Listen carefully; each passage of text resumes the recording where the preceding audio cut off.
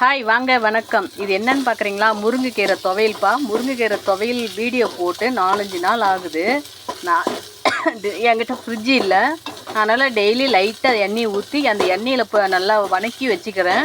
Fridge இருக்கிறவங்க முருங்கைக்கீரை துவையல் அரைச்சி ஃப்ரிட்ஜில் வச்சுக்கோங்க. டெய்லியும் இவ்வளோ துவையல் சாப்பிடுங்க. நல்லா உடம்புக்கு ரத்தம் ஊறும், சரிங்களா? ரத்த சோகை இல்லாமல் இருக்கும், நல்ல ஞாபக சக்தி கிடைக்கும்.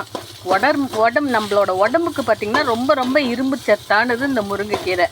அதனால் முருங்கைக்கீரை துவையல் பருப்புலையும் டெய்லியும் போட்டு சாப்பிடுங்க. முருங்கைக்கீரை பொரியல் மாதிரி வதக்கி சாப்பிடுங்க. முருங்கைக்கீரை துவையல் மாதிரியே அரைச்சி சாப்பிடுங்க. முருங்கைக்கீரை இட்லி பொடியும் செஞ்சு சாப்பிடுங்க. இந்த முருங்கைக்கீரை சம்மந்தமான வீடியோ நம்மளோட சேனலில் பார்த்திங்கன்னா நிறையா இருக்குது, சரிங்களா?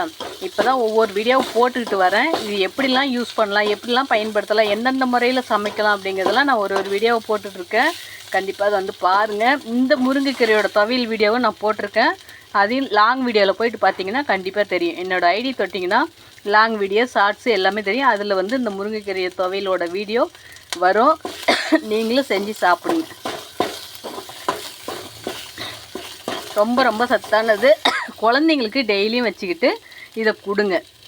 எந்த சாப்பாடு சாப்பிட்டாலும் சரிதான். இருமல் இது வணங்க பார்த்திங்கன்னா அந்த காரம் அடிக்குது.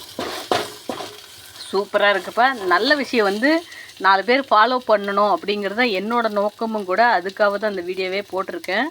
சரிப்பா, ஓகே, பாய்.